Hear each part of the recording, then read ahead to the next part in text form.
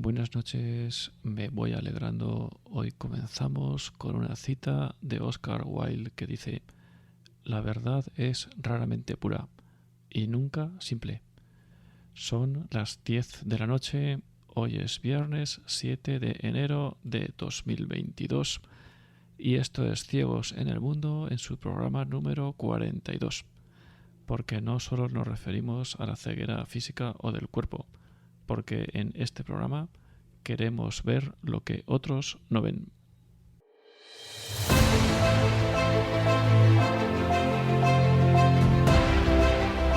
Ciegos en el mundo. Porque todos, de uno u otro modo, estamos algo ciegos en el paso por este mundo.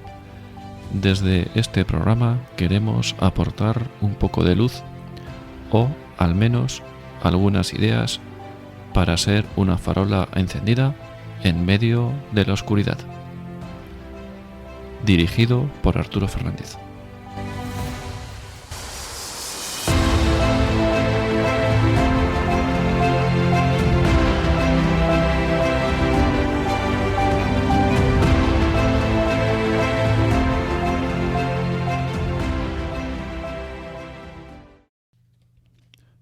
Pues recuerdo una vez más el número de teléfono por si alguien quiere intervenir más adelante, quiere preguntar alguna cosa o lo que sea.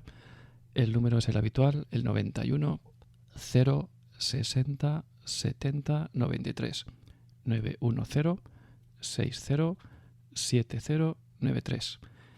Y bueno, comenzamos el año poniendo el listón muy alto. Hoy tenemos como invitado al padre Gabriel Calvo. Buenas noches, Gabriel.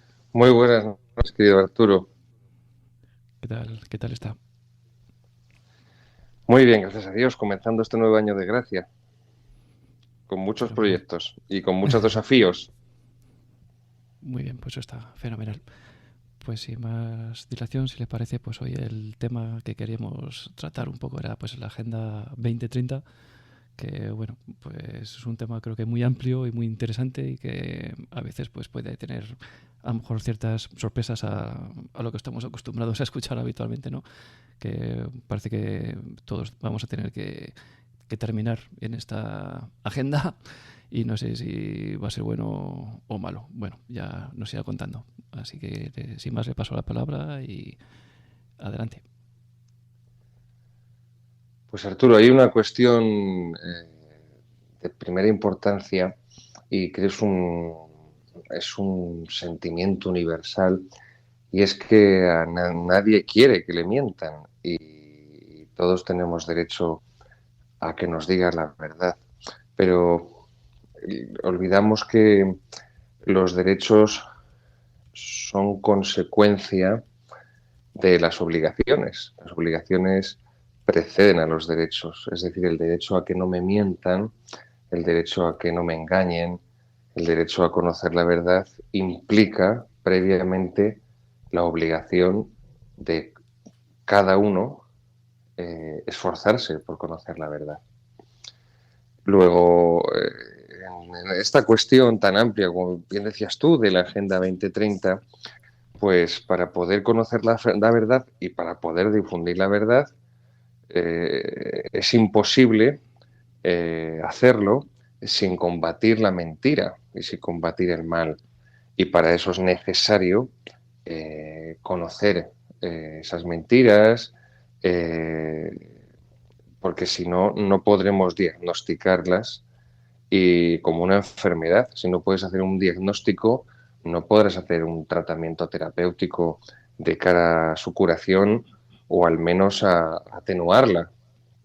Pues por eso es tan importante que nuestros oyentes puedan conocer con un poco de profundidad y de amplitud toda la ideología que está detrás pues, de esas siglas y de ese lema de Agenda 2030 que, bueno, pues no fue aprobada en Nueva York en el 2015, el 25 de septiembre, y en la Asamblea General de Naciones Unidas y Y el título es transformar nuestro mundo, transformar nuestro mundo.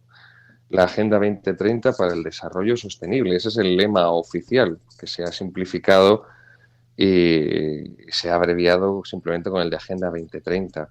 Pero detrás hay un plan en todos los niveles, a nivel político, a nivel económico, a nivel jurídico, a nivel cultural, a nivel educativo, hasta a nivel artístico, a nivel, todos los niveles de transformación de la mentalidad de las sociedades, especialmente las occidentales. No digo las europeas porque también por occidentales incluye Estados Unidos.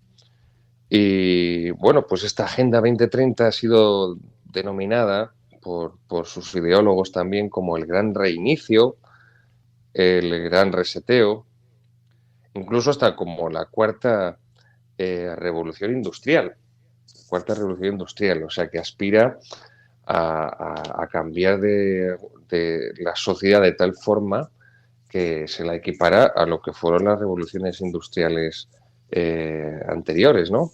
Pues la primera revolución industrial del siglo XIX y las que han venido después en el siglo XX. Evidentemente, como todo, como cualquier proceso, esto tiene que tener una cara visible. Otra cosa es que esa cara visible sea poco más que eso, una cara visible. A nivel mundial, pues tiene muchas caras visibles. La Agenda 2030 tiene muchos patrocinadores, pero uno de los más conocidos es el multimillonario George Soros, un multimillonario de origen polaco, que ya tiene 90 años, creo, 91, judío, pero no practicante, y es ese rostro visible. Ese, pero George Soros no hay que pensar que es la encarnación del demonio, ni mucho menos, o del anticristo, sino que es simplemente el rostro visible detrás del cual hay otros personajes que quieren estar en la sombra, porque así es más fácil moverse, hay muchos otros intereses pues de eh, de intereses económicos que son los que en muchas ocasiones y cada vez más determinan los intereses y las agendas políticas de cada nación y de cada gobierno, lo que viene a denominarse como la plutocracia. Cracia viene de una palabra griega que significa gobierno, krateo en griego es gobierno, y plutos es dinero, significa dinero. Si nuestros oyentes recuerdan de su infancia el perro que tenía los dibujos de Walt Disney de Tío Gilito, se llamaba Pluto y viene de ahí, de esta palabra griega, de plutos, dinero. Pues esa plutocracia mundial, pues al final es la que decide qué gobiernos caen o qué gobiernos siguen o qué modificaciones se hacen legislativas, porque son ellos los que mueven las finanzas internacionales. Puede que muchos o algunos de los oyentes ahora piensen que estos son pues imaginaciones conspiranoicas, pero durante toda la historia de la humanidad siempre han existido tramas ocultas de los distintos poderes y si decir que hoy en día no existe ningún tipo de trama oculta detrás de los poderes que hay en nuestro mundo sería la primera vez en la historia de la humanidad que no existieran, que siempre han existido.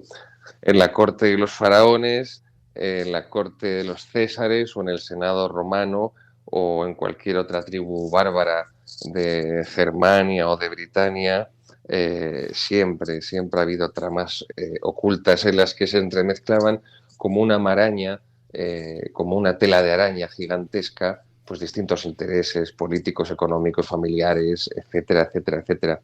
Luego, esta cara visible, este rostro visible de la Agenda 2030 a nivel mundial,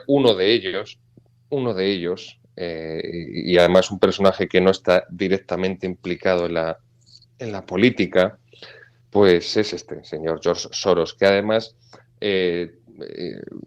influye en muchos gobiernos e instituciones a través de sus fundaciones, que son muy influyentes por las cantidades económicas que destina a esos proyectos de sus fundaciones, que lo veremos más adelante cuáles son muchos de ellos. Bueno, en España la Agenda 2030 pues es transversal, porque se han sumado a ella pues el Partido Popular y toda la izquierda política y toda la izquierda mediática, y con el Partido Popular pues todas sus terminales mediáticas, que la verdad que son muy pocas, porque las dejó todas desde la época de Aznar, las puso todas a disposición de la izquierda. Pero bueno, las terminales, igual que podemos decir que El País y la SER son las principales terminales mediáticas del Partido Socialista y de Podemos, pues lo mismo se puede decir del Partido Popular con La Razón, con el periódico La Razón, y con la cadena de los obispos, con la COPE, incluso hasta con 3TV, si me apuras, también. Luego, esos objetivos a nivel político y a nivel comunicativo en España son transversales, porque los han asumido en el espectro político y comunicativo desde la izquierda podemita y separatista de Cataluña o de Vascongadas hasta pues, todo lo que representa el Partido Popular. Incluso, y esto es lo más, esto es lo más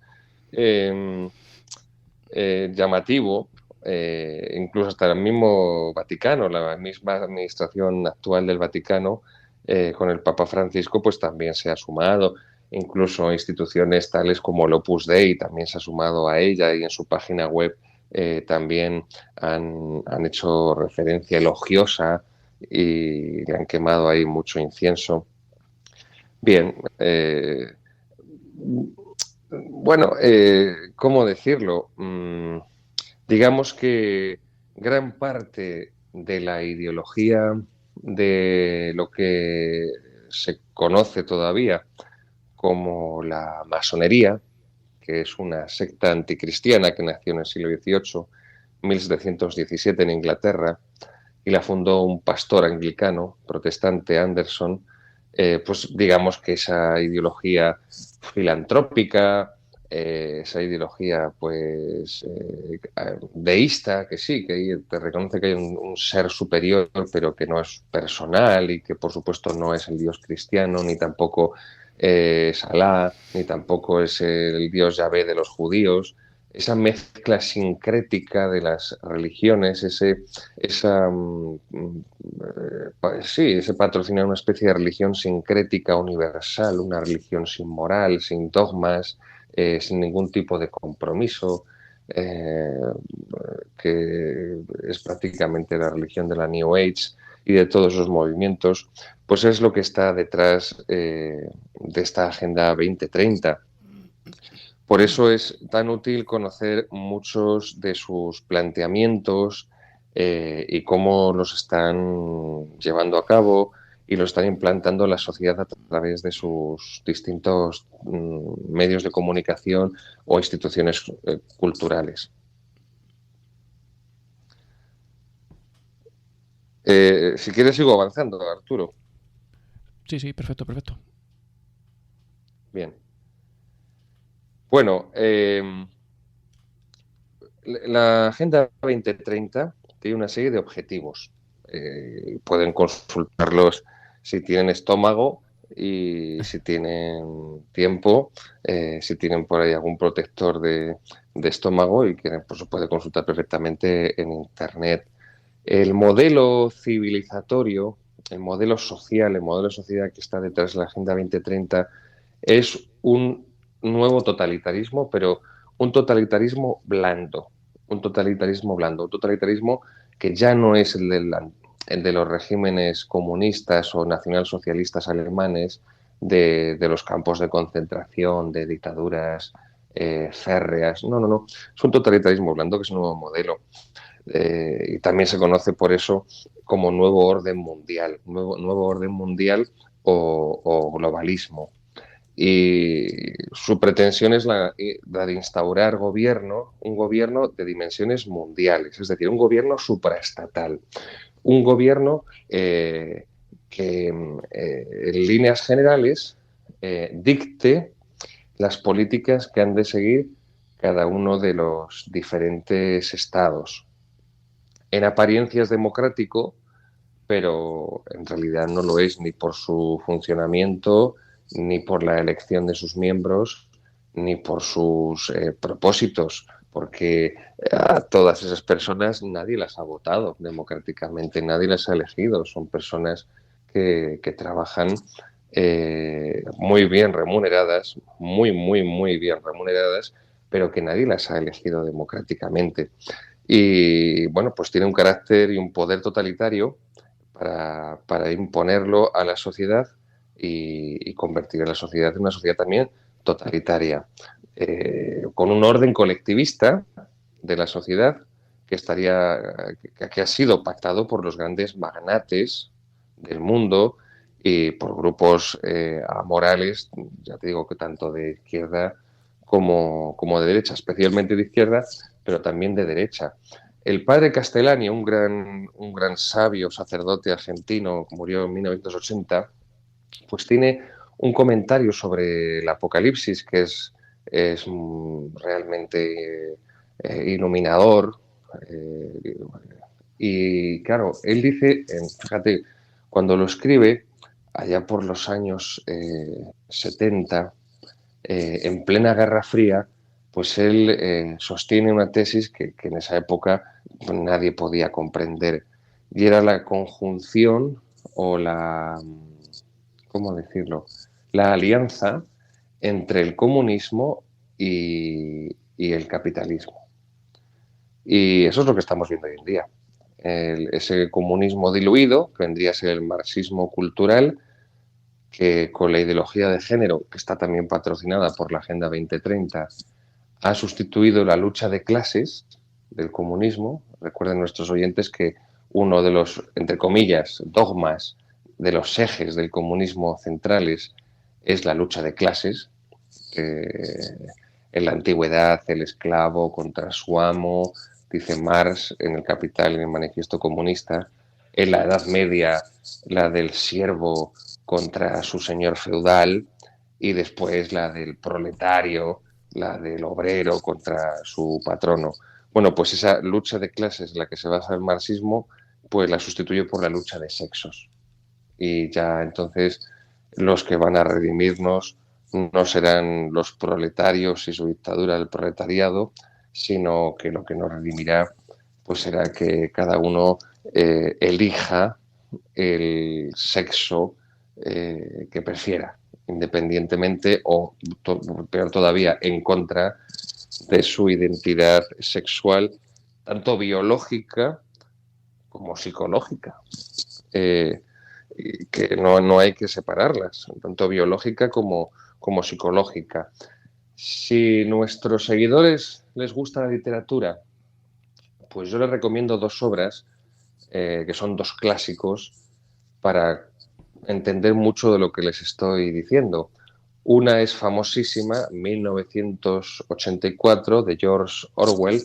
George Orwell era un comunista inglés que luchó en la guerra en España en 1936, se inscribió en las brigadas internacionales, que como saben también nuestros oyentes no eran ninguna asociación filantrópica de soñadores y luchadores gratuitos por la libertad, sino que las brigadas internacionales no fueron otra cosa más que reclutadas, organizadas e ideadas por el Partido Comunista, bueno, por el Partido Comunista de la Unión Soviética, el famoso PQS de Stalin, y así se organizaron. Por eso miles de extranjeros de todo el mundo encuadrados en esa organización comunista vinieron a luchar a España.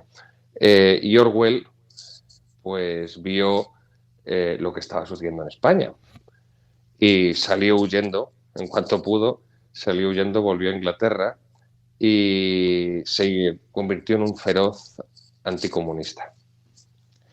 Y escribe una serie de obras, y una de ellas, dos son sus obras más famosas en este sentido.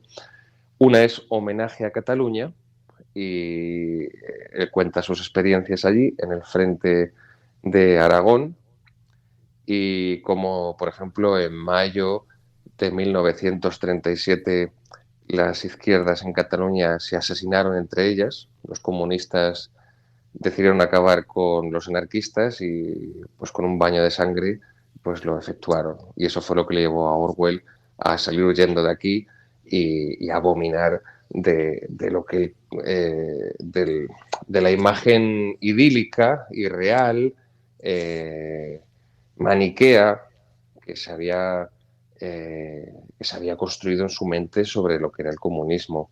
Pero luego tiene otras dos obras por las que ha pasado a la fama, que son Rebelión en la Granja, que es una sátira, es una parodia de lo que era la dictadura comunista, un poco siguiendo las antiguas fábulas de Esopo, por ejemplo, la famosa de la cigüeña perdón, la cigüeña, de la zorra y el cuervo, que cuando consigue la zorra que el cuervo grazne y entonces deja caer el queso y se lo lleva. Bueno, pues sigue así. Pero tiene otra, que es la que yo quiero centrarme con nuestros seguidores hoy, con nuestros oyentes, que es 1984. Una novela distópica.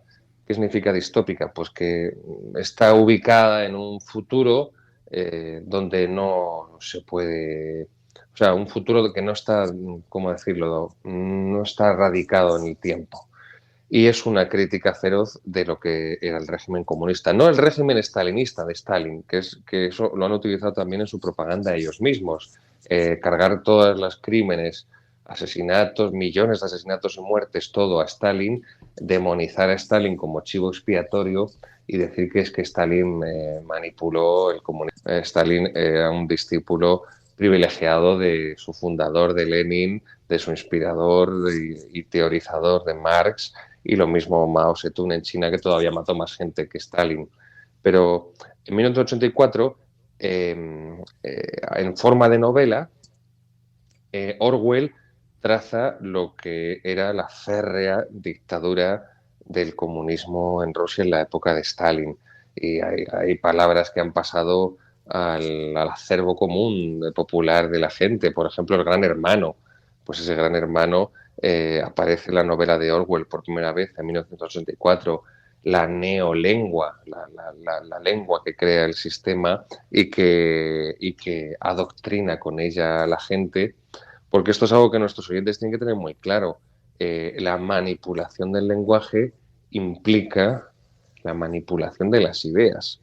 Si yo consigo cambiar el sentido de las palabras y que la gente las acepte, pues al aceptar esas nuevas palabras está aceptando el nuevo sentido que yo les he dado a ellas.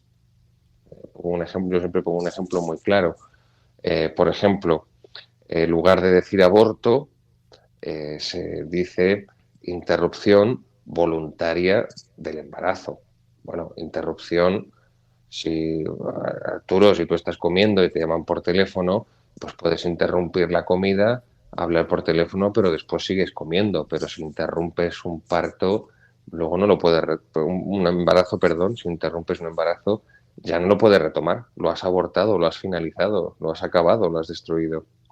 O por eso ese interés hoy en día tan grande en cambiar el significado de las palabras o en inventar palabras nuevas que obedecen a la creación de una nueva realidad, de unas nuevas ideas y por tanto también la criminalización de las anteriores, ¿no? Pues, por ejemplo, que no aparezca legalmente, que no aparezca eh, los, los, los nombres de padre y madre a nivel legislativo, a nivel legal, ¿no? Porque como ya el matrimonio pueden también ser dos hombres o dos mujeres a nivel legal, pues ya no son padre y madre. Entonces es progenitor A y progenitor B, que también es una contradicción, porque el progenitor es el que evidentemente es capaz de procrear, pero si son dos hombres o dos mujeres no pueden procrear, y si es una mujer pues tendrá que ser inseminada. Y eso son células masculinas, luego no somos hermafroditas como los caracoles. Entonces yo a nuestros oyentes les recomendaría, si no la han leído, si no la conocen, que lean 1984 de Orwell. Es una gran novela, van a disfrutar mucho, es muy buena literatura y van a poder ver esa crítica de George Orwell al totalitarismo duro del comunismo. Y después de esa, la que tienen que leer es otra novela que es otro clásico, también distópica, que es Un mundo feliz de Aldous Huxley. Estamos hablando de que, si no recuerdo mal, Un mundo feliz y 1984 son novelas escritas casi hace 100 años. Si no recuerdo mal, Un mundo feliz es de los años 20 y tantos o 30 y pocos. Y 1984, pues ya digo, la escribió poco después de la Guerra de España Orwell. Y Un mundo feliz de Huxley es realmente mucho más iluminadora porque esto es lo que Huxley quiere denunciar a través de esa novela, que es el programa de lo que hoy pretende y está consiguiendo prácticamente ya imponer en el mundo la Agenda 2030, que es ese nuevo modelo de totalitarismo blanco que no busca tanto hacer víctimas, que no quiere, mejor dicho, que haya mártires, sino que lo que quiere es manipular mentes para que las personas acaben amando aquello que les imponen. Por ejemplo, lo que consigue la dictadura comunista es la creación de esclavos, que es lo que denuncia, como digo, Orwell en su novela de 1984. Lo que busca ese nuevo modelo de totalitarismo blando, que es lo que denuncia esta otra novela, Un mundo feliz de Aldous Huxley, es que los esclavos acaben amando sus cadenas y acaben amando su esclavitud y les parezca lo más maravilloso que tienen. Luego, esos objetivos principales que tiene la Agenda 2030 y que están engarzados y que pueden ver en su página, que no es ningún invento conspiranoico,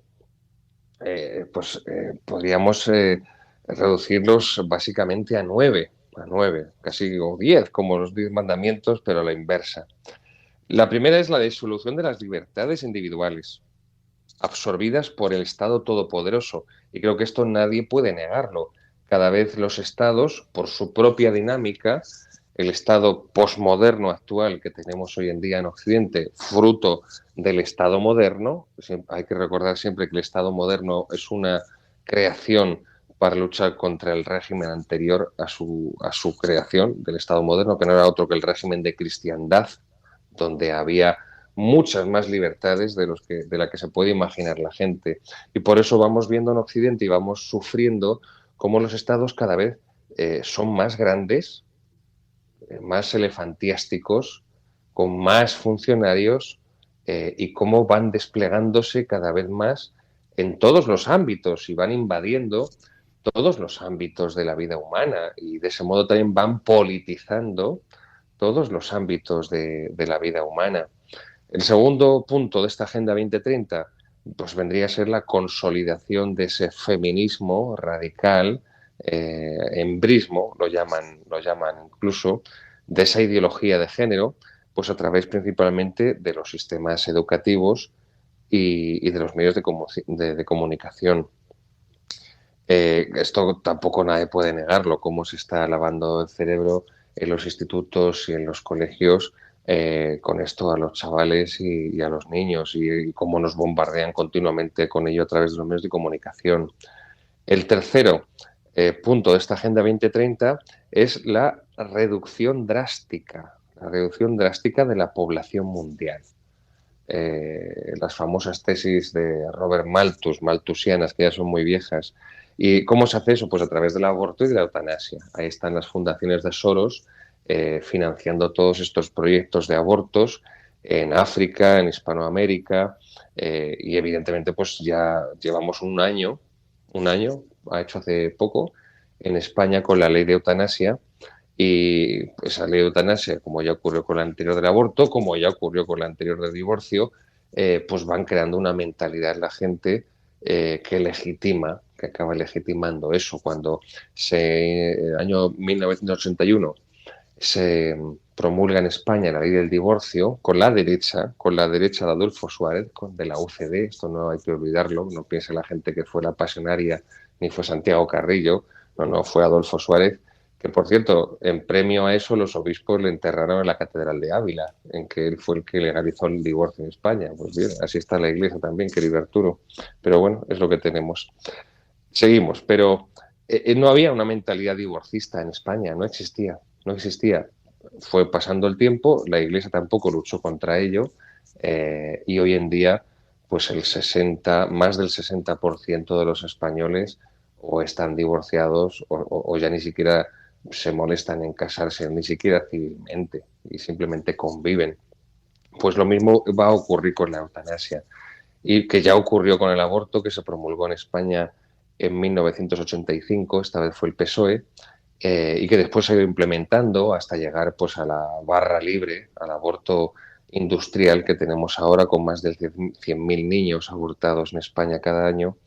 Y esa drástica reducción de la población mundial venía a través pues eso, de los niños que se impiden nacer con el aborto y de todas las personas que se eliminará con la eutanasia, pues tanto ancianos como enfermos, porque como además la ideología posmoderna idolatra el cuerpo, idolatra la belleza, y también por eso no es casual que suban cada vez más las intervenciones estéticas, pues hace poco, me imagino que más de alguno de nuestros oyentes habrá visto esa noticia de una mujer que ha fallecido por una lipoescultura en España que salió mal, que fue una completa chapuza, pero eso está a la orden del día. Cada vez son más las personas que acuden a esas clínicas estéticas pues para intentar luchar contra lo que es inevitable, que es el tiempo y que pues, es el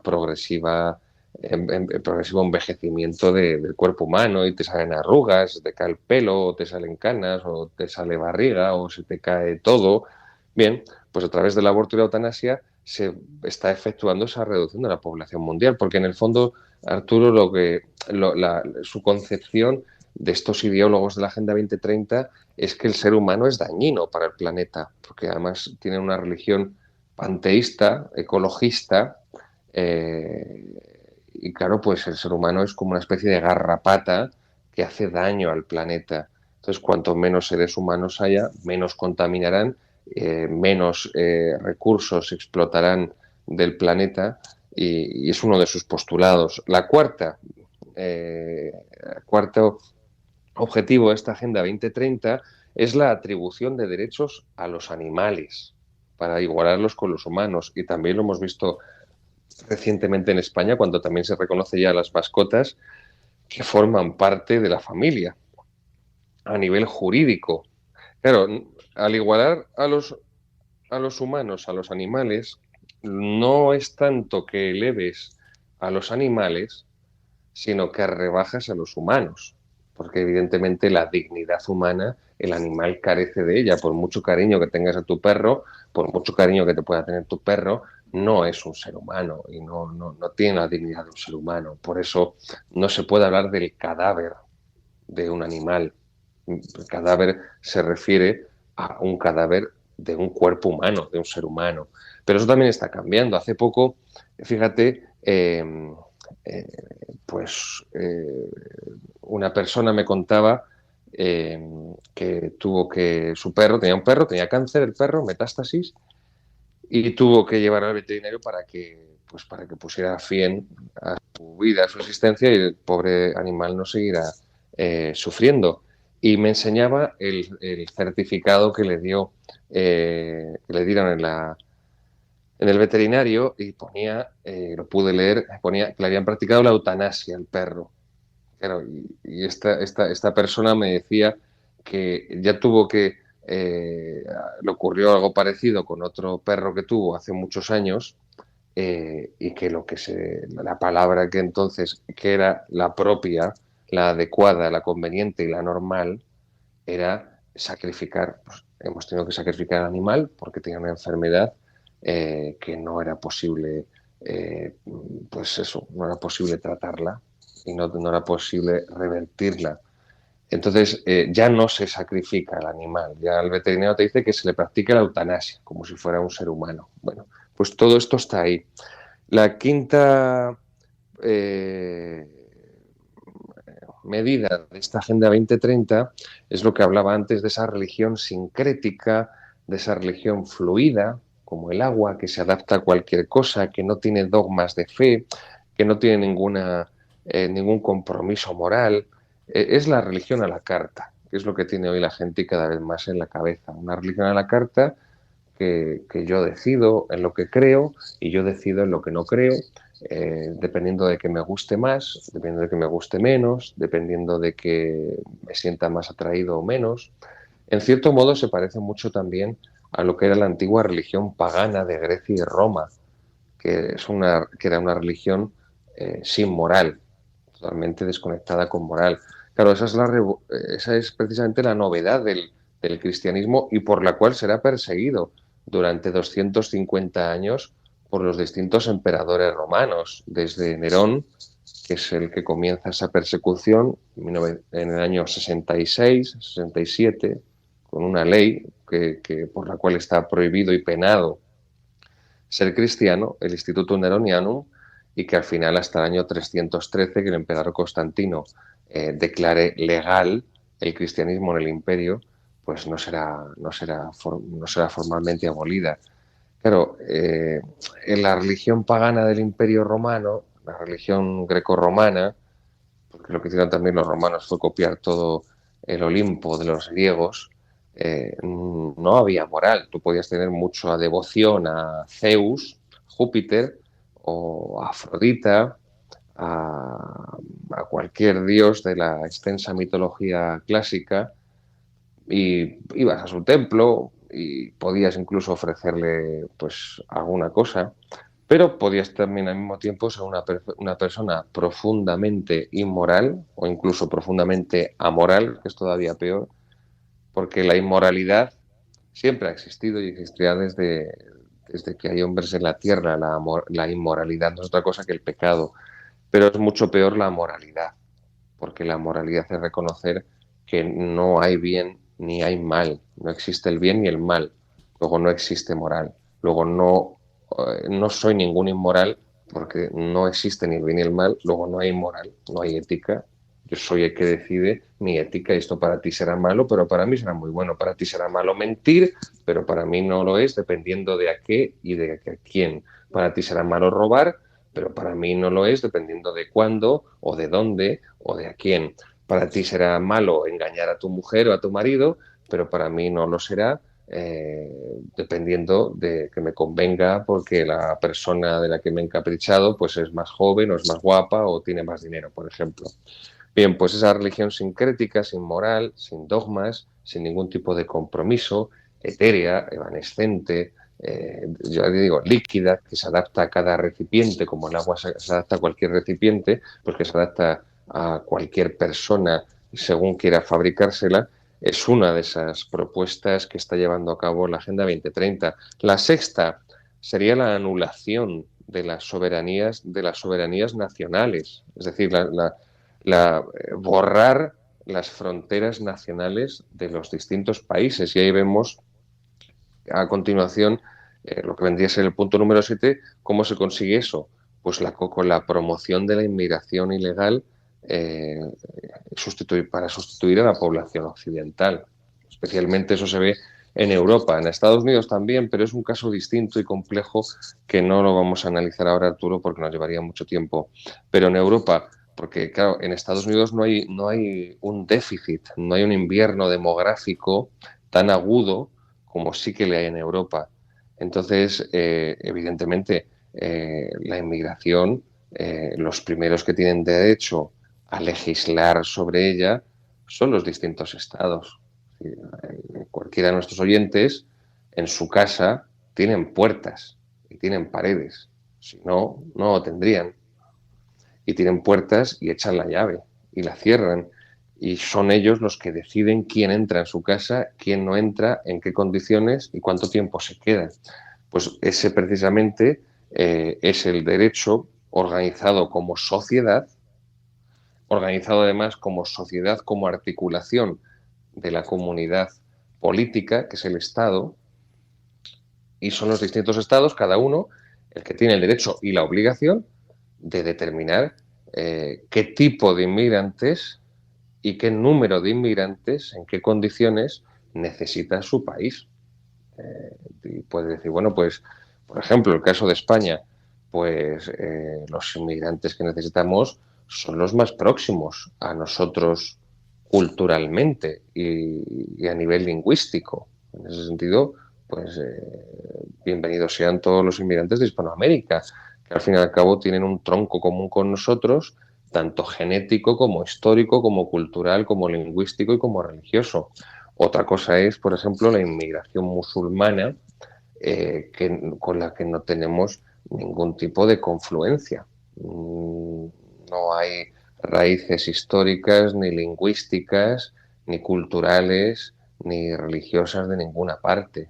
Somos europeos, no somos africanos, somos de tradición y de cultura romana y cristiana, y no de ninguna cultura coránica, oriental o árabe. El octavo punto de esa Agenda 2030 es el desmantelamiento de la economía de libre mercado. Insisto, el desmantelamiento de la economía de libre mercado sustituida por el socialismo.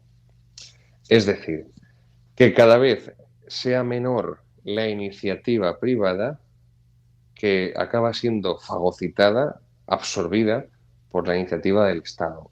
Y esto nos llevaría al punto anterior que vimos, el primero, que es el de ese Estado todopoderoso que cada vez se inmiscuye más en la vida de las personas y cada vez politiza más ámbitos de la vida humana que deberían estar al margen de la política entendida en el peor sentido de la palabra, y por lo tanto de los políticos y de sus sucias manos, sean del lado que sean. Pues eso pasa, por ejemplo, por la depauperización de las clases medias o por la proletarización de las clases medias. Un sistema democrático puede triunfar, y de hecho solo triunfa donde existe una clase media fuerte. Por eso en los países pobres no puede existir un sistema democrático, porque al no existir una clase media, son una serie de caciques, una serie de terratenientes, una serie de potentados, los que son los amos y señores de la política, de todos los organismos de representación civil, y son ellos los que imponen su voluntad, que se hace ley. Luego, es muy importante este aspecto económico, porque la libertad va unida a la propiedad. La libertad va unida a la propiedad. Eh, eres porque tienes. Eres porque tienes. Si no tienes, no eres. Es así de sencillo. Luego, y esto está muy, muy relacionado también con la doctrina católica.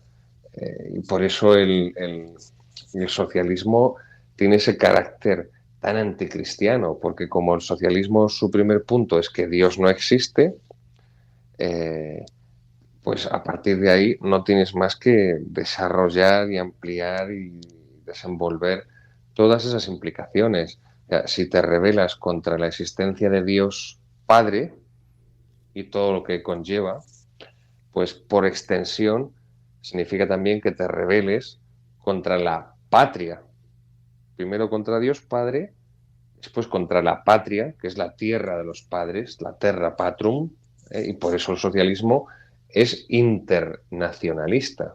Eh, Como decía Marx, los obreros no tienen patria. La patria del obrero en tal caso sería en esa época, hasta épocas bien recientes, hasta el año 90-91, que cayó el muro de Berlín y cayó la Unión Soviética, pues parece ser que los obreros no tenían más patria que la Unión Soviética y los distintos regímenes comunistas, ¿no? Pues en Cuba, en China, en Vietnam, en Corea, etcétera. Bien, pues contra Dios Padre se rebela, contra la patria, También es verdad que el socialismo ahí tiene dos vertientes. Hay una vez la común, la más famosa, la vertiente izquierdista, que sería esta, ¿no? Pues el socialismo internacionalista. Y de hecho esa es su himno, ¿no? La internacional. Pero también hay un socialismo nacionalista. Y eso no es otra cosa que el nazismo, el nacional-socialismo. Un socialismo como el otro, solo que nacionalista y racista. No internacionalista, sino nacionalista y racista. ¿Y por qué racista? Porque si hablábamos antes que el socialismo se basa en la lucha de clases y que como hoy ya no hay esas desigualdades sociales de antaño, pues han tenido que reconvertir su mensaje y han sustituido la lucha de clases por la lucha de sexos, que es la ideología de género, pues lo que ocurre en el nacionalsocialismo es sustituir la lucha de clases por la lucha de razas. Y del mismo modo que en el socialismo marxista, el socialismo internacionalista, los que van a redimir el mundo son los proletarios, en el nacionalsocialismo los que redimirán el mundo son la raza blanca y especialmente la élite de esa raza blanca, los superiores, la raza superior de esa raza blanca, que es la raza aria. Bueno, pues todo esto está ahí implicado, está implicado. Yo siempre me gusta remarcar esto porque no se utiliza de una forma inocente la palabra nazismo, porque vendría a ser más breve, ¿no? Por la economía del lenguaje, porque nacionalsocialismo es mucho más largo que decir nazismo, es mucho más breve para hablar, para... No, no, no, no. Detrás de eso también hay o principalmente lo que está es una voluntad decidida de olvidar que el nazismo es eso, nacionalsocialismo. Así se llamaba el partido fundado por Hitler, Partido Nacional Socialista Obrero Alemán. Pero bueno, seguimos y ya para concluir, ese punto número 9 de la Agenda 2030 es ese ecologismo, a que también antes he hecho referencia, ese ecologismo panteísta, ese ecologismo catastrofista, ¿no? Parece que nunca ha nevado hasta ahora, parece que nunca ha hecho frío hasta ahora, parece que nunca ha hecho calor hasta ahora, parece que nunca ha habido granizadas hasta ahora, parece que nunca se han desbordado los ríos hasta ahora. El mundo se está... un cambio climático, siempre ha habido cambios climáticos en la historia del mundo, siempre ha habido glaciaciones, ha habido sequías. Precisamente el principal problema para el ser humano, para su supervivencia, no ha sido el calor, ha sido el frío. Y si nuestros oyentes recuerdan lo que fue justo hace un año, el año pasado, el fenómeno de Filomena, pues comprenderán lo que podía suponer remotamente, ligeramente, una glaciación y que ser humano y qué animal consigue vivir, o mejor dicho, sobrevivir ahí. Pues bien, toda esta telaraña de intereses políticos, económicos, mediáticos, culturales, es lo que está detrás de la Agenda 2030.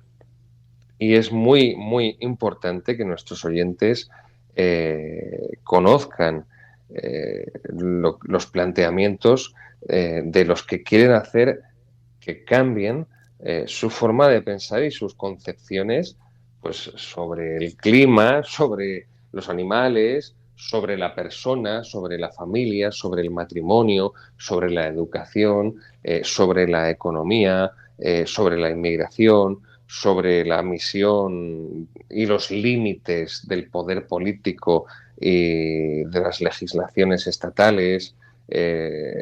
Bien, pues me he enrollado un poco, Arturo, pero creo que a modo de presentación amplia, global, pues todo esto, toda esta ensalada, son las distintas propuestas que tiene la Agenda 2030 y que creo que hay que estar muy ciego, como dice el refrán, no hay peor ciego que el que no quiere ver, para no aceptar la realidad que estamos viendo que se está desplegando en nuestro mundo, ¿no? Y como estamos viendo que no es algo nuevo, pero sí que es un proceso que se ha implementado, que ha pisado el acelerador y que cada vez con mayor rapidez y con mayor profundidad está cambiando el rostro de nuestras sociedades occidentales, porque está cambiando el sistema de pensamiento de las personas.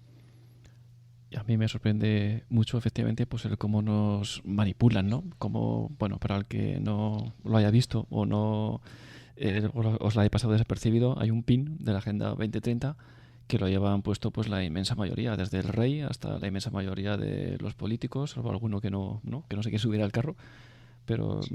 pues casi todos pues están en esta idea, ¿no? E incluso, pues, como muy bien ha comentado, pues una gran parte, ¿no? de la Iglesia Católica, incluso Cáritas, como pues esta manipulación. Y luego además cuando empiezas a leer los diferentes criterios, como pues en un primer momento, pues acabar con el hambre en el mundo, o como querer acabar con la pobreza en el mundo. Claro, son puntos que son muy buenos en un primer momento. Lo que pasa es que, claro, luego empiezas a rascar y te das cuenta que quieren acabar con la pobreza en el mundo, pues con el aborto, ¿no? Claro, pues si matas a los niños pobres, pues ya no hay pobres.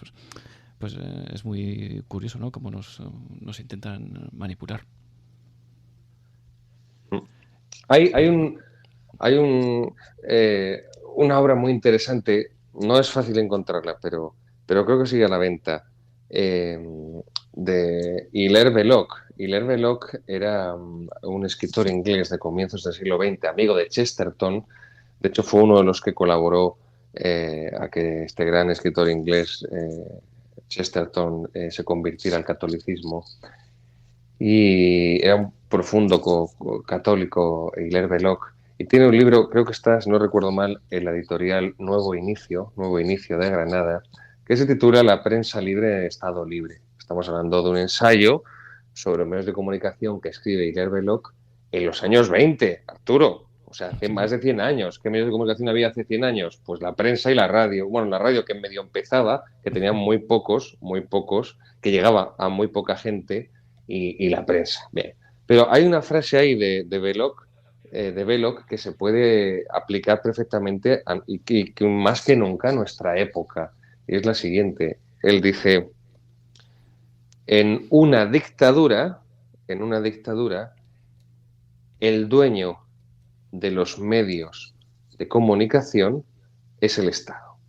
Bien, en una dictadura, el dueño de los medios de comunicación es el Estado. Entonces se dirá lo que el Estado quiera. Bien. Y aquí ahora viene lo interesante, dice Belloc. Pero en una democracia, como es un régimen de opinión, el dueño de los medios de comunicación es el dueño del Estado.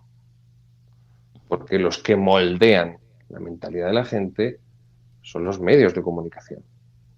Y hoy, más que nunca, cuando gracias a las nuevas tecnologías y a las redes sociales se popularizan, se popularizan, se divulgan con más facilidad que nunca cualquier tipo de consigna a través de esos medios. Una noticia que tiene un sesgo, un determinado sesgo, y a través de redes sociales o a través de las distintas páginas de Internet, no hablemos ya de la televisión, etcétera, la radio digital, eh, pues eso evidentemente moldea la mentalidad de las personas, y ahí está el poder. Es que realmente lo que tenemos, creo que nuestros oyentes lo que tienen que ser perfectamente conscientes hoy en día, Arturo, es que los medios de comunicación, que antes se los denominaban como el cuarto poder, recuérdense la teorización de los tres poderes, ejecutivo, legislativo y judicial, esa teorización clásica del siglo XVIII que era Montesquieu en su obra famosa El espíritu de las leyes, y por eso se hablaba del cuarto poder, ejecutivo, legislativo, judicial, que eran los medios de comunicación. No, los medios de comunicación hoy en día son el primer poder, son el primer poder, de tal modo que si tú te haces el dueño de ellos y los dominas, puedes influir de tal modo en la mentalidad, en la opinión, en los criterios de las personas, que puedes perfectamente hacer que piensen lo que tú quieres. Y termino con esto último, con un ejemplo también muy claro. Todas las encuestas en España decían claramente que la población, la sociedad española, tenía una opinión negativa de la homosexualidad. ¿Cuándo empieza a cambiar y empieza a haber una opinión positiva de la homosexualidad? Pues fíjate, con algo tan curioso como un programa que había que se llamaba Aquí no hay quien viva, en el cual aparecían dos homosexuales muy simpáticos y muy graciosos, y a raíz de eso las distintas, y aparte de las aparte de del continuo, la campaña continua por blanquear la homosexualidad y presentarla no ya al mismo nivel que la heterosexualidad, sino incluso mejor. Parece que los homosexuales no tienen ningún problema, ninguno de los problemas que tiene cualquier persona heterosexual, ¿no? Pues las parejas homosexuales no discutían, las parejas homosexuales no había rupturas, no, las parejas homosexuales no había ningún tipo de conflicto que sí hay en los heterosexuales. Bien, pues cuando algo tan básico como el sentido de la homosexualidad es capaz de cambiar la percepción que tiene la población de ello a través de una simple serie de entretenimiento, como Aquí no hay quien viva, pues te habla no solamente de ese poder manipulador, no solamente de esa inteligencia para hacer pasar eso como ese totalitarismo blando, ese nuevo modelo que hablábamos antes, donde esas consignas no te las repiten en el colegio, leídas en un libro árido, frío y aburrido, sino que te las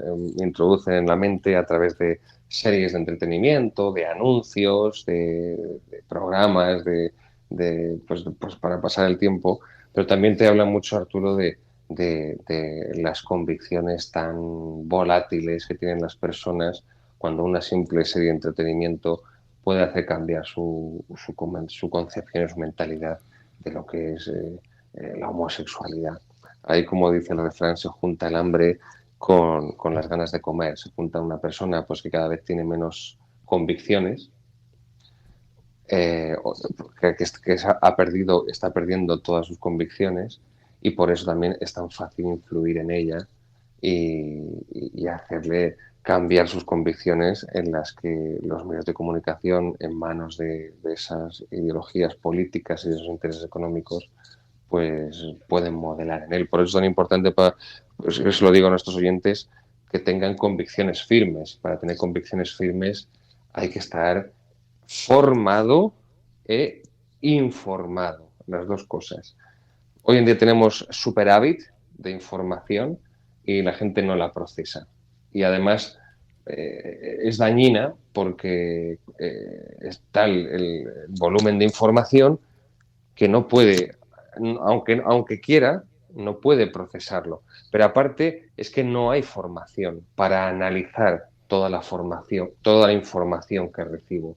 Esa formación, esos criterios claros, esas convicciones firmes, son los que me ayudan a analizar y a cribar las distintas dosis masivas de información que cada día recibimos. Pero si yo no tengo esas convicciones, esa formación sólida, pues somos como una veleta que dependiendo de lo que oigamos o leamos en un sitio o en otro, pues cambiaremos de opinión porque no tenemos convicciones, no tenemos formación y no contrastamos los distintos mensajes que nos lanzan de unos lugares y de otros, porque además no conoceremos más que los mensajes masivos y mayoritarios de los principales medios de comunicación y no habrá ningún tipo de alternativa. Por eso, y ya concluyo, Arturo, que vaya parrafada,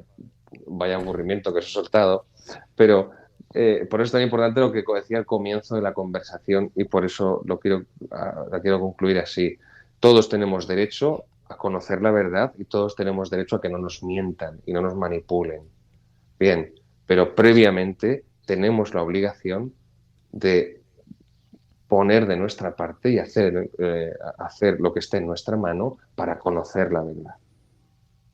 Pues bueno, tenemos un problemas que, bueno, que nos hemos quedado sin tiempo, pero es que, bueno, ya de perdidos al río, que me gustaría por lo menos pasar a lo mejor dos o tres personas que puedan también intervenir, porque, bueno, hay muchas que quieren intervenir, pero todos no va a ser posible, pero bueno, vamos a intentarlo con alguno. Tenemos a José Antonio desde Móstoles. José Antonio, buenas noches. Buenas noches. Lo primero, mandarle un fuerte abrazo al padre Gabriel, que estuvo aquí en la parroquia de Asunción y nos dejó un buen recuerdo. Muchas gracias. La pregunta es muy clarita. ¿Qué opina el padre Gabriel si el tema este que está pasando todo con el del coronavirus están aprovechando y les está viniendo fenomenal que sea parte de la agenda esta 20 o 30? Y si también, bueno, para tenernos a todos controladitos, en la agenda 2030 habría posibilidades de que nos marcaran a todos con un microchip o alguna historia rara. Gracias. Bien, ahí no te sabría decir, evidentemente. Esto último de microchip, no lo sé. No te puedo decir. Que estén aprovechando, evidentemente, la epidemia, pues claro, eso es lógico. Evidentemente, hemos visto todos, somos testigos en todo el mundo. Se han producido restricciones de libertad y se han producido en todos los países medidas gubernamentales propias de dictaduras que con la excusa de que vivíamos una situación excepcional, pues han aplicado regímenes de estados de excepción que no son comparables, ¿no? En España vimos cómo el Tribunal Constitucional echó abajo por inconstitucionales los dos estados de alarma decretados por el gobierno actual. Pues eso es evidente. Lo doloroso aquí es que la misma Iglesia se haya rendido, que haya sido, en el caso de España y en tantos otros países, la propia Iglesia, por su propia voluntad, sin recibir la menor coacción gubernamental, estatal, la que haya decidido, por ejemplo, cerrar los templos a cal y canto y impedir que los fieles pudieran seguir recibiendo los sacramentos. Eso nunca ha ocurrido en la historia de la Iglesia Católica en 2000 años, en 20 siglos, en medio de las distintas epidemias que han azotado a la humanidad. Por ejemplo, pensemos en 1348, la famosa peste negra, de la que murieron más de 50 millones de personas en Europa, y que, por supuesto, tienen que recordar nuestros oyentes que la población europea en 1348 era bastante menor que la actual. En otras epidemias, por ejemplo, la mal llamada gripe española, que se produjo a partir de 1917, 18, 19, 20 y que también cegó la vida de millones de personas en Europa, no tantas como la peste negra del siglo XIV, pero una buena proporción. Aquí varían los distintos autores, los distintos investigadores, los distintos historiadores, pero se calcula que un mínimo unas 20, 30 millones de personas fueron víctimas de esa mal llamada gripe española, que surgió durante la Primera Guerra Mundial, esas trincheras llenas de ratas, de excrementos de ratas y sin ningún tipo de higiene y con millones de soldados moviéndose por esos agujeros inmundos. Bien, tampoco la Iglesia cerró los templos. Eso denota mucho la pérdida de fe en el interior de la Iglesia, empezando por la jerarquía. Y eso denota mucho la mayor importancia que le dan a la salud corporal que a la salud espiritual del alma, a la salvación eterna, que evidentemente el cuerpo es un regalo de Dios. Dios ha querido crearnos y somos seres humanos porque somos un cuerpo y un alma. Eso es un ser humano, la unión del cuerpo y del alma. Los animales no tienen alma y los ángeles no tienen cuerpo. Bien, pero todo lo humano, natural y el cuerpo es secundario y está supeditado al bien mayor de la salvación del alma. Acuérdense nuestros oyentes de las palabras de Cristo que tanto le gustaba repetir el Evangelio a San Ignacio de Loyola: sea, les decía mucho San Francisco Javier, de qué le sirve al hombre perder el mundo entero, de ganar, de qué le sirve al hombre ganar el mundo entero si pierde su alma. Bueno, pues esto ha sido, creo que para los que somos católicos y los que tenemos fe católica, lo más doloroso, porque si hubiera habido algún tipo de coacción estatal, de imperativo, de obligación, si hubiera sido el Estado, los distintos gobiernos que hubieran obligado a la Iglesia a clausurar los templos y la Iglesia hubiera cedido a esa presión, bueno, pues cabría decir, bien, en medio de una epidemia, pues a lo mejor no es el mejor momento para enfrentarte institucionalmente como Iglesia a esa otra institución que es el Estado. Bien, no es el momento adecuado, vale, pues de acuerdo, cerramos los templos porque nos lo imponéis y nos obligáis, pero sin que ellos te lo impongan ni te obliguen. Tú, por tu propia voluntad, motu propio, cerrar todos los templos, pues es significativo del estado de disolución de la fe y de descomposición en el interior de la Iglesia, e insisto, empezando por su jerarquía. Yo soy fumador, se lo digo a nuestros oyentes, yo soy fumador y me abría las carnes ver que durante aquel confinamiento primero tan restrictivo y tan duro, los estancos estaban abiertos y las iglesias, por orden de la propia jerarquía, estaban cerradas. Bueno, pues puede que un estanco sea muy importante para un fumador, pero nadie se muere por dejar de fumar. Me pueden decir, tampoco nadie se muere por ir a la iglesia o por recibir los sacramentos. Bueno, eso es propio también que lo diga alguien que no tiene fe. Pero alguien que tiene fe necesita de los sacramentos y necesita de estar también en la casa de Dios. Y se podría haber mantenido las iglesias abiertas para que la gente que hubiera querido hubiera podido ir a rezar, a estar con Cristo presente en la Eucaristía, que hubiera podido contactar con algún sacerdote en la parroquia con todas las medidas de seguridad para poder recibir el sacramento de la confesión, el perdón de Dios, o el sacramento de la unción de enfermos, etcétera, etcétera. Pero bueno, no sé si te respondo, pero es todo lo que podía responderte porque no son temas que a ese nivel de especialización no llego. Pues gracias, José Antonio. Bueno, vamos a ver. También tenemos a Consuelo desde Albacete. Consuelo, buenas noches. Consuelo. Parece que no. Sí, ahora. ¿Se me oye? A ver, ahora sí. Ahora sí, Consuelo. Hola, buenas noches. Yo también quiero darle las gracias porque para mí ha sido muy enriquecedor la charla que nos ha dado y también estoy de acuerdo que no nos pueden prohibir como nos han prohibido de ir a misa con el miedo que nos han metido en el cuerpo, que nos han metido, digo, porque yo no tengo miedo, yo no dejo de ir a misa, porque creo que allí es donde más seguros estamos, junto a Él, en el sagrario. Entonces, solo me puedo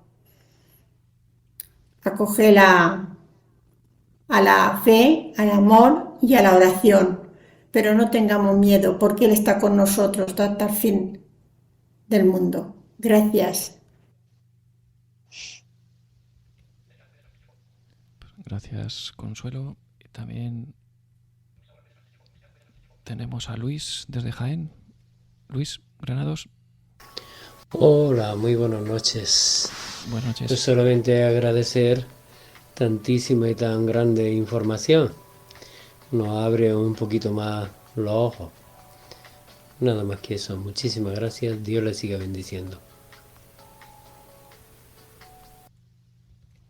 Pues muchas gracias, Luis. Y bueno, tenemos a bastantes más personas conectadas, pero pues ya nos hemos pasado del tiempo ampliamente. Tampoco vamos a alargarlo más, ¿no? pues simplemente darles las gracias. Esto lo bueno que tiene, que esto, pues bueno, habrá que repetir, ¿no? Otro día. Si Padre Gabriel quiere, pues más adelante pues podremos comentar Sí. de este o de otros muchos temas que hay muy interesantes. Y bueno, hay muchas cosas que podernos formar y poder aprender. Y la gente está deseando de aprender y de profundizar, ¿no?, en todos estos temas. Darle las gracias al Padre Gabriel por estar un viernes a estas horas aquí con nosotros. Y bueno, pues si quiere alguna cosa para despedirse y aprovechando que tenemos un sacerdote, pues pedirle también la bendición. Por supuesto, y agradecerte, Arturo, que hayáis contado conmigo y encantado de poder colaborar con vosotros y todo un privilegio y un honor para mí. Bueno, pues el Señor esté con vosotros Y con el espíritu. y la bendición de Dios Todopoderoso, Padre, Hijo y Espíritu Santo, descienda sobre vosotros, os acompañe siempre. Amén. Que descanséis y que Dios os siga bendiciendo. Muchas gracias y buenas noches a todos y buena semana. Y la semana que viene pues volvemos a encontrarnos aquí con otro invitado y otra temática interesante. Muchas gracias.